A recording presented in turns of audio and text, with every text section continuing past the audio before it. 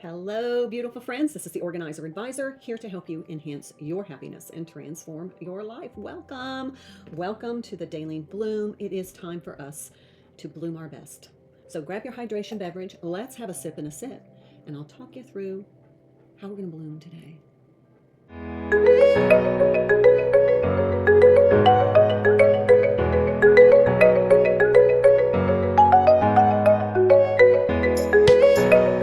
Friends, so let's begin with the thought of the day. The world may be of hurried seas, but your home can become the harbor where weary souls remember how to breathe.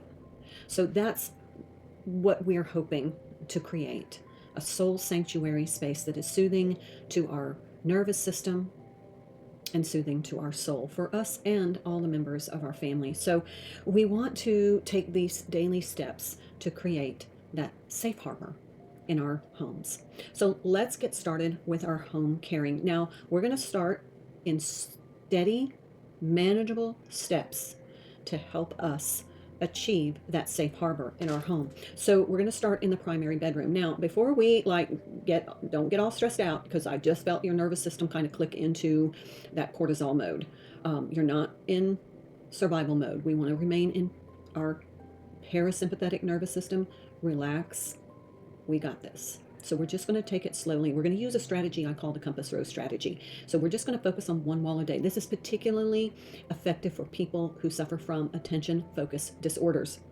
So we're just going to focus on the north wall. Now, if your north wall is very complicated, break it down into small, manageable steps. Do the north wall over 2 days. We're not in any hurry. All of these are going to be archived under the playlist Daily Bloom. You can have a screenshot of this, and then you can go back and access the video.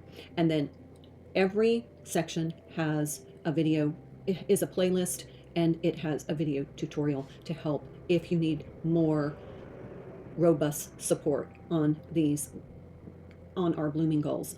All right, so for the primary bedroom, just the north wall, we're going to clean, organize, and declutter. Now, it's really, really important that we have a decluttered, restful space, because clutter, you know my 3 C's, clutter creates chaos. Chaos creates cortisol. Cortisol is not restful. It does not help you sleep. Cortisol is what your body produces to keep you alert. So you want a low cortisol space. So decluttering is really important. That's why hotel rooms are very decluttered and minimalistic, because that keeps you from producing cortisol. Clutter creates chaos. Chaos creates cortisol. So we're going to declutter. So the way I do this, I incorporate the Swedish death cleaning with the Japanese method of touching everything in your home. And you can do that one drawer at a time.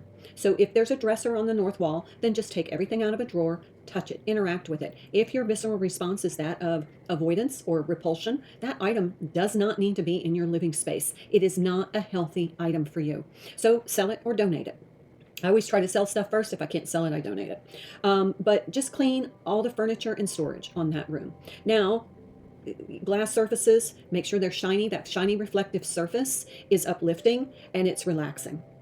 Woodwork and flooring. You know, if it's a dresser, clean under the dresser. Now, if you have a bed on this wall, we're going to get to that in just a second, or if you have a closet on the wall, we're addressing the closet in this blooming goal over here. So you don't need to worry about that. So if your north wall is just a closet, you get a bye day. Also, I just want you to create a cozy, serene vibe in your room. So decluttering, keeping your surfaces clutter-free is going to be really important. And if you can maximize your floor space by not having a lot of things, piled up on the floor, that's also contributing to more of a serene space. All right, so now we're going to move on to self-nourishing, because this is going to be connected to this. Now, the day that I am doing this video is Sunday, August 2nd. It's day 2 of our bloom, but we have our daily self-care routines. Well, Sunday, my daily self-care routine is I fast.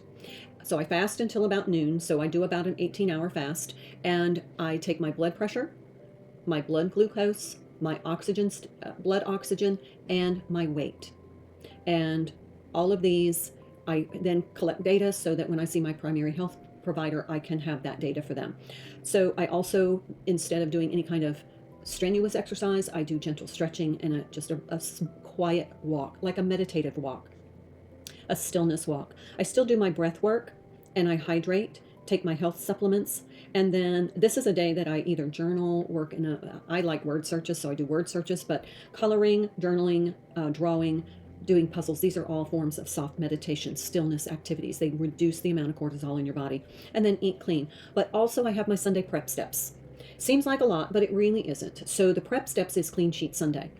So if your bed is on the north wall, we're going to change the sheets anyway. So Clean Sheet Sunday helps, that clean, fresh sheets are going to help give a more restorative sleep.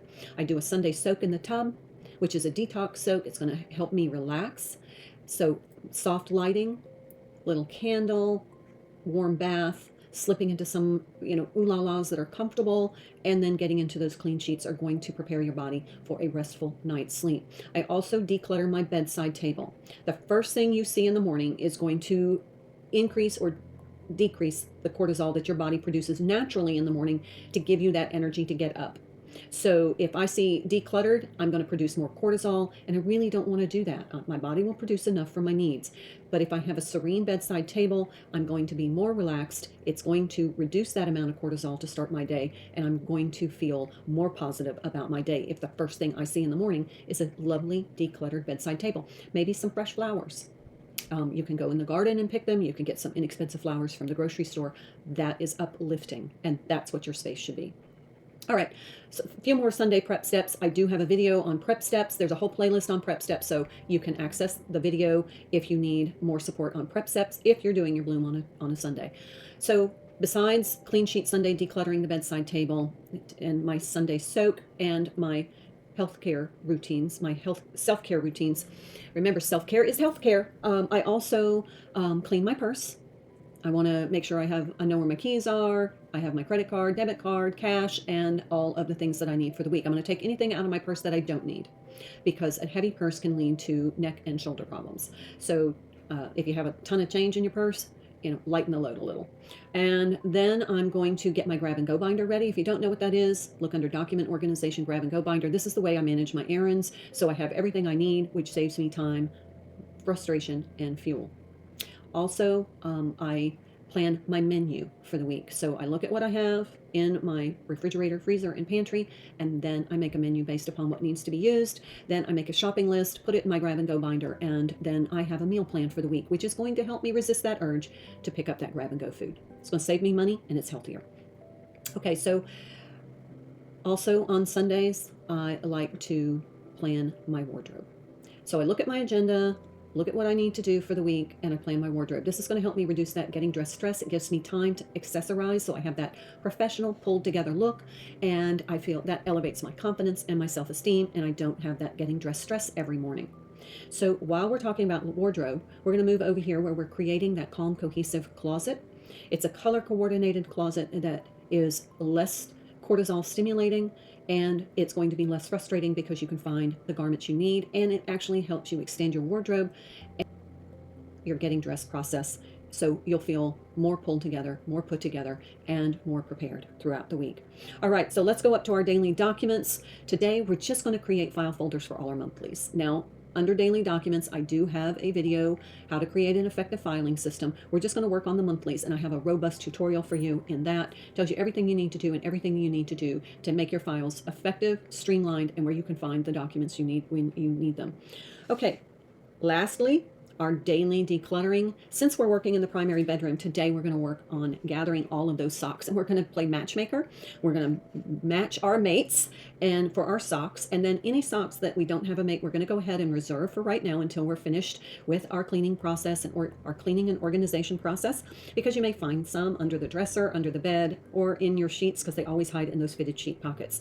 But we can go ahead and just reserve the ones that don't match, and then later on I have some suggestions. I just zip tie them together really tightly, and I give that to my puppy. I also use socks with my silver polish, so I can polish my silver with just socks. That way I can just dispose of them.